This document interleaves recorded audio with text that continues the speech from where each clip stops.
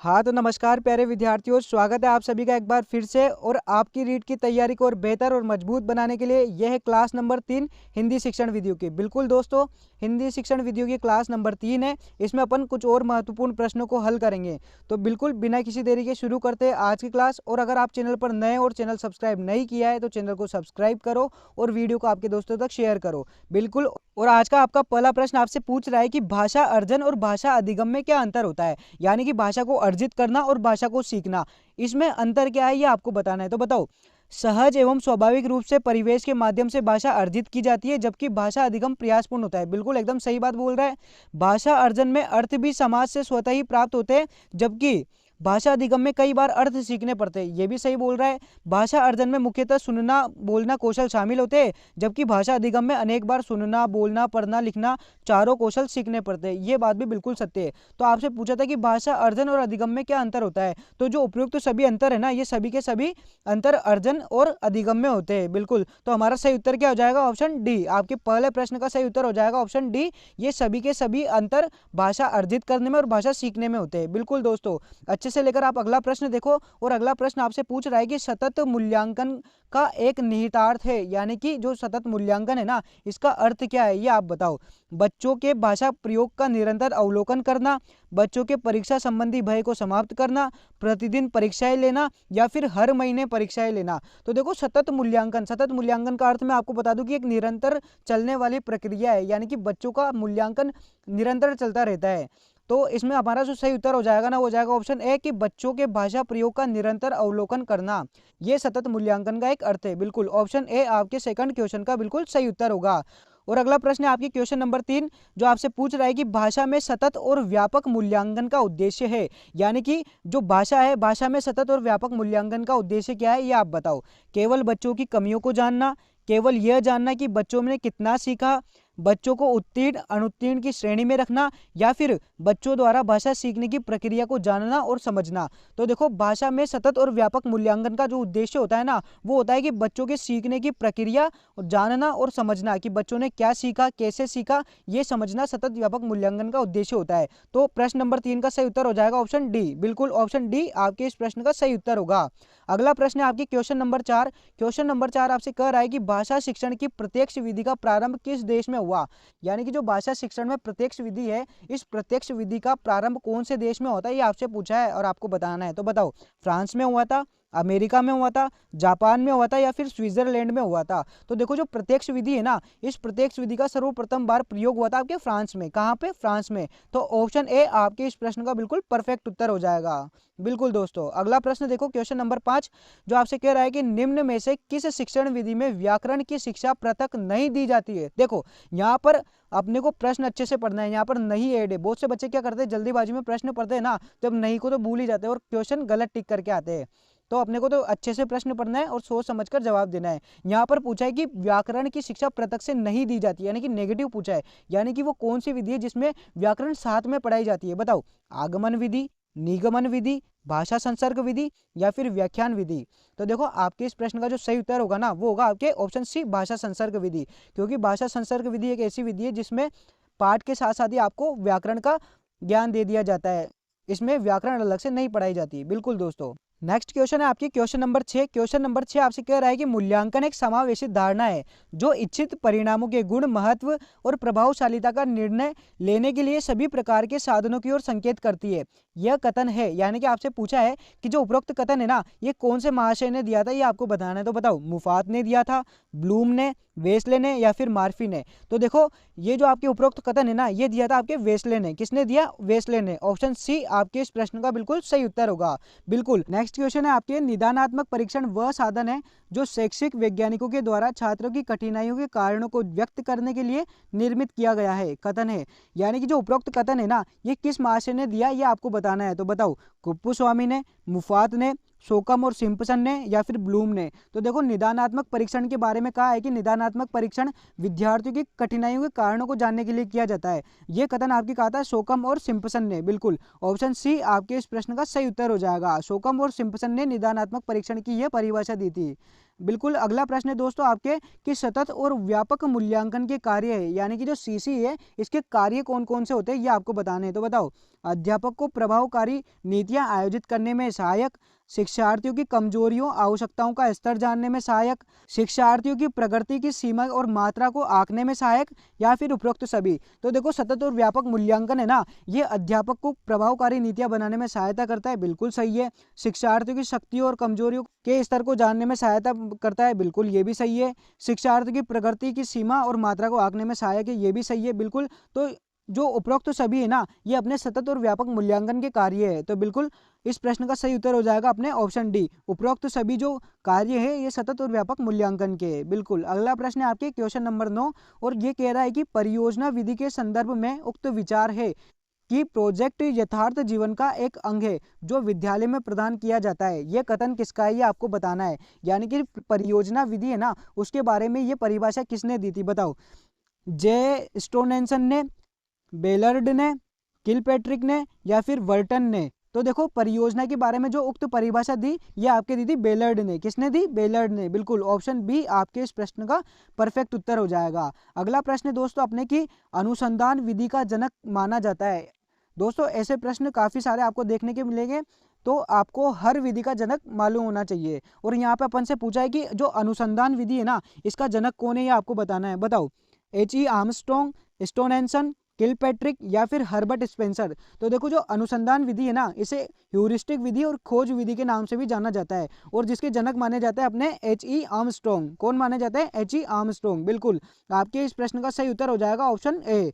बिल्कुल दोस्तों अगला प्रश्न है आपकी क्वेश्चन नंबर 11, और क्वेश्चन नंबर 11 आपसे पूछ रहा है कि नाटक शिक्षण में सतत और व्यापक मूल्यांकन के लिए निम्नलिखित में से कौन सा सर्वाधिक महत्वपूर्ण कार्य है? यानी कि जो नाटक शिक्षण है ना उसमें सीसीई का सर्वाधिक महत्वपूर्ण कार्य क्या होता है ये आपको बताना है। तो बताओ, लिखित परीक्षा, मुख्य संवादों को सुंदर रूप से लिखना, पढ़े गए नाटक का मंचन करना, या फिर पात्रों का चरित्र चित्रण लिखना?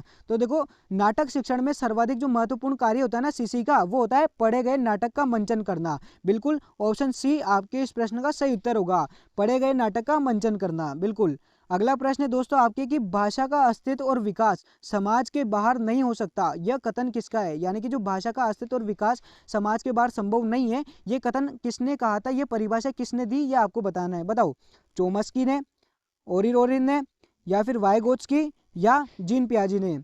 तो देखो भाषा के संदर्भ में ये परिभाषा दी थी आपके वाइगोत्स्की ने। किसने दी? वाइगोत्स्की ने। वाइगोत्स्की महाशय ने कहा कि भाषा का अस्तित्व समाज के बाहर संभव नहीं है।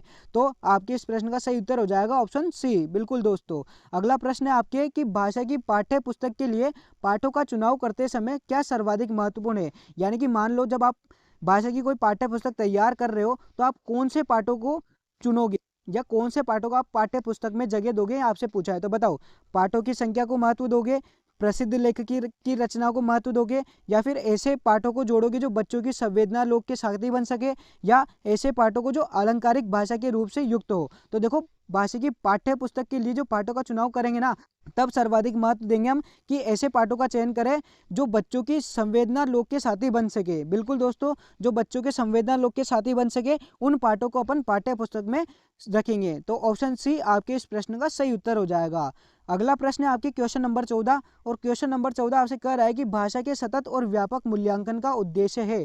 भाषा में सतत और व्यापक मूल्यांकन का उद्देश्य क्या होता है ये आपसे पूछा है और आपको बताना है। तो बताओ, बच्चों की सीखने की प्रक्रिया को समझकर उपयुक्त शिक्षण अधिगम प्रक्रिया अपनाना, या फिर अगली कक्षा में प्रोन्नत करने हेतु साक्ष्य जुटाना, या बच्चों की त्रुटियों की पहचान करना, या फिर मूल्यांकन की परंपरा का निर्वहन करना? तो देखो सतत और व्यापक मूल्यांकन का जो उद्देश्य होता है ना वो होता है आपकी कि बच्चे की सीखने की प्रक्रिया को जानना, उसको समझना और उपयुक्त शिक्षण अधिगम प्रक्रिया अपनाना। बिल्कुल ऑप्शन ए आपके इस प्रश्न का सही उत्तर हो जाएगा। यानी कि सबसे पहले तो अपन ये देखेंगे कि बच्चे सीख कैसे रहे, क्या सीख रहे हैं, और उन्हें और सिखाने के लिए कौन सी प्रक्रिया अपने को अपनाना चाहिए। ये भाषा में शिक्षक का महत्वपूर्ण उद्देश्य होता है। बिल्कुल ऑप्शन ए आपके इस प्रश्न का सही उत्तर है। अगला प्रश्न है दोस्तों आपके कि भाषा की पाठ्य पुस्तक में ऐसे पाठों को रखे, यानी कि आपसे फिर से पूछा है कि आप पाठ्य पुस्तक में कौन से पाठों को रखना पसंद करोगे। बताओ, केवल व्याकरणिक नियमों का ही आभास कराते हो, अत्यंत छोटे हो, सरल भाषा से युक्त हो, या फिर बच्चों के परिवेश से जुड़े हुए हो।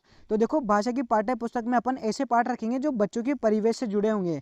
बिल्कुल, बच्चों के परिवेश से जुड़े होंगे ना, तो बच्चे उनको पढ़ने में रुचि लेंगे, और रुचि लेंगे तो जल्दी सीखेंगे। तो बिल्कुल ऑप्शन डी आपके इस प्रश्न का सही उत्तर हो जाएगा। अगला प्रश्न दोस्तों आपकी कि हिंदी भाषा शिक्षण सिखाने के प्रति रुचि उत्पन्न करना यह उद्देश्य है। यानी कि हिंदी भाषा के प्रति रुचि उत्पन्न करना यह किस स्तर के लिए उद्देश्य है। बताओ, प्राथमिक स्तर के छात्रों के लिए, जूनियर स्तर के छात्रों के लिए, माध्यमिक स्तर के छात्रों के लिए, या फिर उच्च स्तर के छात्रों के लिए। तो देखो, हिंदी भाषा शिक्षण सिखाने के प्रति रुचि उत्पन्न करना है। बिल्कुल, जो हिंदी भाषा सीख सके उसमें रुचि उत्पन्न करनी है, और ये रुचि उत्पन्न करनी होती है अपने को प्राथमिक स्तर के बच्चों में। बिल्कुल ऑप्शन ए आपके इस प्रश्न का सही उत्तर होगा। प्राथमिक स्तर से ही अपने को बच्चों में रुचि उत्पन्न करना चाहिए। बिल्कुल दोस्तों, नेक्स्ट क्वेश्चन है दोस्तों, प्राथमिक स्तर के बच्चों की भाषा में रुचि का विकास करने के लिए उपयुक्त उपाय है। यानी कि पिछले क्वेश्चन में आपसे पूछा था कि हिंदी भाषा शिक्षण की रुचि उत्पन्न कौन से स्तर के बच्चों में करनी चाहिए, तो आपने बताया कि प्राथमिक स्तर के बच्चों में। अब आपसे पूछ रहा है कि प्राथमिक स्तर के बच्चों में रुचि का विकास करने के उपाय बताओ, कौन से उपाय से आप उनमें भाषा का विकास करोगे। तो बताओ, बालकों से पाठ्य पुस्तक पढ़वाना, बच्चों को मौखिक रूप से अधिक समझाना, बालकों में व्याकरण संबंधी ज्ञान को बढ़ाना, या फिर देखो उपरोक्त सभी। देखो, उपरोक्त सभी जहां भी आया ना, तो सब जगह उपरोक्त सभी सही नहीं होता। जैसा कि इस क्वेश्चन में, इस प्रश्न में अपन से पूछा है कि प्राथमिक स्तर के बच्चों में भाषा में रुचि का विकास करने के लिए उपयुक्त उपाय क्या है। तो देखो, जहाँ पे उपयुक्त उपाय है ना, वो है आपके कि बच्चों को मौखिक रूप से अधिक समझाएंगे। बिल्कुल दोस्तों, बच्चों को मौखिक रूप से अधिक समझा कर अपन उनमें रुचि उत्पन्न कर सकते हैं। बालकों को व्याकरणिक संबंधी ज्ञान देकर अपन कुछ भी नहीं कर पाएंगे प्राथमिक स्तर के बच्चों को, ये माध्यमिक शिक्षा स्तर के बच्चों के लिए होता है। तो हमारा सही उत्तर क्या हो जाएगा, ऑप्शन बी, बच्चों को मौखिक रूप से अधिक समझाएंगे और उनमें रुचि उत्पन्न करेंगे। बिल्कुल ऑप्शन बी आपके इस प्रश्न का सही उत्तर है। अगला प्रश्न दोस्तों आपके कि हिंदी भाषा का आकलन करते समय पोर्टफोलियो बच्चों के बारे में यह बताता है। यानी आपसे पूछा है कि हिंदी भाषा का आकलन करोगे ना, तब पोर्टफोलियो क्या बताता है आपको। बताओ, उनकी प्रगति में माता पिता की भूमिका कैसी है, उनकी प्रगति में शिक्षकों की भूमिका कितनी है, या फिर वो क्या जानते हैं, या क्रमशः उनकी प्रगति किस प्रकार हो रही है। तो देखो, जो पोर्टफोलियो है ना, वो आपको बताता है कि उनकी प्रगति किस प्रकार हो रही है। तो ऑप्शन डी आपके इस प्रश्न का सही उत्तर हो जाएगा। बिल्कुल, आकलन करते समय पोर्टफोलियो में यही देखेंगे कि बच्चे की प्रगति किस प्रकार हो रही है। नेक्स्ट क्वेश्चन है दोस्तों आपके, अंतःवाक्य संकल्पना किससे संबंध है। यानी कि जो अंतःवाक्य संकल्पना है ना, ये किससे संबंधित है आपको बताना है। तो बताओ, चोम्स्की से संबंधित है, वाइगोत्स्की से संबंधित है, पावलोव से संबंधित है, या फिर स्किनर से संबंधित है। तो देखो, जो अंतःवाक्य संकल्पना है ना, ये अपने वाइगोत्स्की से संबंधित है। ऑप्शन बी आपके इस प्रश्न का बिल्कुल परफेक्ट उत्तर होगा, वाइगोत्स्की का संबंध है। अगला प्रश्न है आपकी क्वेश्चन नंबर 20, और क्वेश्चन नंबर 20 कह रहा है कि भाषा और चिंतन में संबंध होता है, यह कथन है। यानी कि भाषा और चिंतन इन दोनों में संबंध होता है, ये आपको बताना है। ये पूर्णतः सही है, आंशिक रूप से सही है, पूर्णतः गलत है, या फिर व्यर्थ का ही है। तो देखो, भाषा और चिंतन इन दोनों में संबंध होता है, बिल्कुल बहुत गहरा संबंध होता है। तो ये पूर्णतः सही है, ऑप्शन ए आपका सही उत्तर होगा। बिल्कुल दोस्तों, अगला प्रश्न है आपके कि बच्चों के लिए अतिरिक्त पठन सामग्री क्यों विकसित की जाती है। यानी कि जो वर्तमान काल में अपन बच्चों के लिए एक्स्ट्रा शिक्षण सहायक सामग्री का प्रयोग करते हैं ना, ये क्यों विकसित की जाती है। बताओ, पढ़ने में रुचि जगाने और भाषा के ज्ञान में वृद्धि के लिए, पढ़ने में रुचि जगाने और सामान्य ज्ञान में वृद्धि के लिए, भाषा ज्ञान को बढ़ाने और साहित्यकारों में रुचि जगाने के लिए, भाषा ज्ञान को बढ़ाने और सामान्य ज्ञान में रुचि जगाने के लिए। तो देखो, जो यानी कि अपन जो अतिरिक्त शिक्षण सामग्री का प्रयोग करते हैं ना, वो इसलिए करते हैं कि बच्चों में रुचि जगे और वो भाषा ज्ञान में उनके भाषा ज्ञान में वृद्धि हो सके। बिल्कुल ऑप्शन ए आपके इस प्रश्न का बिल्कुल सही उत्तर हो जाएगा। नेक्स्ट क्वेश्चन है दोस्तों आपकी कि भाषा शिक्षण के संदर्भ में किसी शिक्षक के लिए सर्वाधिक महत्वपूर्ण है। यानी कि भाषा शिक्षण में एक शिक्षक के लिए क्या महत्वपूर्ण है। बताओ, पाठ्यचर्या सहगामी क्रियाओं का आयोजन करना, भाषा प्रयोग में अधिक अवसर प्रदान करना, निर्धारित पाठ्यक्रम को पूरा करना, या फिर परीक्षा का आयोजन करवाना। देखो, भाषा शिक्षण के लिए एक शिक्षक के लिए सर्वाधिक महत्वपूर्ण है कि वो भाषा प्रयोग के अवसर प्रदान करे, वो बालकों को सर्वाधिक भाषा प्रयोग के अवसर प्रदान करे, ये सबसे महत्वपूर्ण है। तो हमारे इस प्रश्न का सही उत्तर हो जाएगा ऑप्शन बी। बिल्कुल दोस्तों, और नेक्स्ट क्वेश्चन है आपके क्वेश्चन नंबर 23, और क्वेश्चन नंबर 23 में आपसे पूछा है कि खुशी अपने विद्यार्थियों को पढ़ाते समय दृश्य और श्रव्य सामग्री का प्रयोग करती है। इसका प्रमुख कारण क्या है कि वह कक्षा के, यानी कि जो खुशी है वह अपने विद्यार्थियों को पढ़ाते समय दृश्य और श्रव्य दोनों सामग्रियों का प्रयोग करती है। इसका प्रमुख कारण क्या है, यानी कि खुशी दृश्य और श्रव्य सामग्रियों का प्रयोग क्यों करती है, यह आपको बताना है। बताओ। सभी बच्चों की आवश्यकताओं को संबोधित करती है, सभी बच्चों को नियंत्रण में रखती है, सभी बच्चों की रुचि का ध्यान रखती है, या फिर सभी बच्चों का मनोरंजन करती है। तो देखो जो खुशी है ना, वह श्रव्य और दृश्य सामग्री का प्रयोग इसलिए करती है क्योंकि वह सभी बच्चों की रुचि का ध्यान रखती है। काहे का? सभी बच्चों की रुचि का ध्यान रखती है। तो ऑप्शन सी आपके इस प्रश्न का बिल्कुल सही उत्तर होगा। अगला प्रश्न है दोस्तों आपके, हिंदी विषय के मूल्यांकन हेतु वस्तुनिष्ठ प्रश्न पद्धति की आवश्यकता का मुख्य कारण क्या है। यानी कि जब हिंदी विषय का मूल्यांकन होता है तो वस्तुनिष्ठ प्रश्न पद्धति की आवश्यकता का मुख्य कारण क्या है, यानी कि वस्तुनिष्ठ प्रश्न पद्धति है ना, इसकी विशेषता क्या है, ये आपसे पूछिए। तो बताओ। छात्रों को अंक देना सरल और अधिक विश्वसनीय होता है, छात्रों को संपूर्ण पाठ्यक्रम का अध्ययन नहीं करना पड़ता, छात्रों को मौलिक अभिव्यक्ति का पूर्ण अवसर प्राप्त होता है, छात्रों की लेखन शैली और भाषा शैली की पूर्ण जानकारी प्राप्त होती है। तो देखो ना, छात्र को लेखन शैली और भाषा शैली की पूर्ण जानकारी इसमें प्राप्त होती है, नहीं उनको अभिव्यक्ति के अवसर प्राप्त होते हैं। वस्तुनिष्ठ प्रश्न पद्धति की विशेषता है कि इसमें छात्रों को अंक देना सरल हो जाता है और यह अधिक विश्वसनीय होता है। बिल्कुल दोस्तों, इसमें मूल्यांकनकर्ताओं का कोई प्रभाव नहीं पड़ता है। बिल्कुल दोस्तों, तो इस प्रश्न का सही उत्तर हो जाएगा अपने ऑप्शन ए। बिल्कुल ऑप्शन ए सही है। अगला प्रश्न है आपके, सतत मूल्यांकन का एक निहितार्थ है, यानी कि सतत मूल्यांकन का अर्थ क्या है, यह आपको बताना है। शायद ये क्वेश्चन रिपीट भी हो गया है, तो इसका उत्तर भी अब आप ही दोगे। तो बताओ। बच्चों के परीक्षा संबंधी भय को समाप्त करना, प्रतिदिन परीक्षाएं लेना, हर महीने परीक्षाएं लेना, या बच्चों के भाषा प्रयोग को निरंतर अवलोकन करना है। बिल्कुल आपको कमेंट में बताना है कि इस प्रश्न का सही उत्तर क्या है।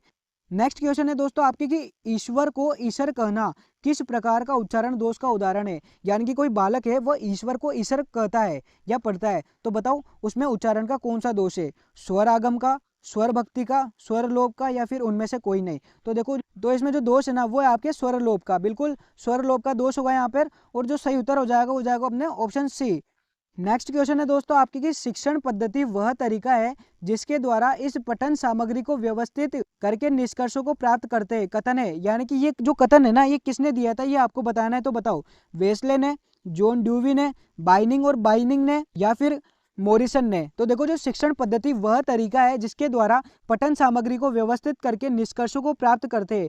तो देखो, ये जो कथन दिया था ये दिया था आपके जॉन ड्यूवी ने। बिल्कुल ऑप्शन बी आपके इस प्रश्न का सही उत्तर है। अगला प्रश्न है दोस्तों आपका, भाषा के संदर्भ में निदानात्मक परीक्षण का उद्देश्य क्या है। यानी कि जो निदानात्मक परीक्षण है ना, इसका उद्देश्य आपको बताना है। तो बताओ। बच्चों हेतु भाषा का प्रयोग के अवसर जुटाना, बच्चों को अगली कक्षा में प्रोन्नत करना, बच्चों को विभिन्न श्रेणियों में विभक्त करना, या बच्चों की भाषा प्रयोग संबंधी कठिनाइयों के संभावित कारणों की पहचान करना। तो देखो, जो निदानात्मक परीक्षण है ना, इसका अर्थ मैंने आपको पहले भी बताया था और अभी भी बता रहा हूँ कि जो निदानात्मक परीक्षण होता है इसमें बच्चों की कठिनाइयों के कारणों का पता लगाते हैं। कि काहे का पता लगाते हैं, कारणों का। तो हमारा सही उत्तर हो जाएगा ऑप्शन डी, बच्चों की भाषा प्रयोग संबंधी कठिनाइयों के संभावित कारणों की पहचान करना निदानात्मक परीक्षण के अंतर्गत होता है। तो ऑप्शन डी आपके इस प्रश्न का बिल्कुल सही उत्तर है।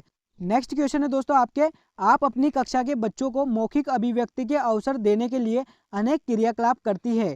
आप निम्नलिखित में से सबसे ज्यादा प्रभावी किसे मानते हैं। यानी कि इसने पूछा है कि आप आपकी कक्षा के बच्चों को मौखिक अभिव्यक्ति के अवसर अधिक देते हैं, आप सर्वाधिक प्रभावशाली किसे मानते हो, आपसे पूछा है। बताओ। विभिन्न परिस्थितियों में संवाद अदायगी करना, शब्दों को जोर जोर से बोलना, कहानी को बोल बोल कर पढ़ना, या समाचार पत्र का वाचन करना। तो देखो, इस प्रश्न का जो सही उत्तर हो जाएगा ना, वो हो जाएगा कि विभिन्न परिस्थितियों में संवाद अदायगी करना।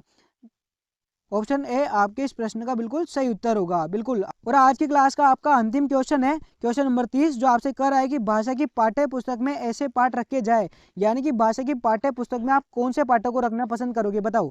केवल व्याकरणिक नियमों का आभास कराते हो, अत्यंत छोटे हो, सरल भाषा से युक्त हो, या बच्चों के परिवेश से जुड़े हुए हैं। बिल्कुल दोस्तों, अपन पाठ्य पुस्तक में ऐसे पाठ रखेंगे जो बच्चों के परिवेश से जुड़े हुए हो। तो बिल्कुल क्वेश्चन नंबर 30 का सही उत्तर हो जाएगा आपके ऑप्शन डी। तो बिल्कुल दोस्तों, ये थी आपके हिंदी शिक्षण वीडियो की कुछ महत्वपूर्ण एमसीक्यू की क्लास। बिल्कुल आज की क्लास में इतना ही। मिलते हैं अपन अगली क्लास में कुछ और इंटरेस्टिंग टॉपिक के साथ। तब तक के लिए जय हिंद, जय भारत, धन्यवाद।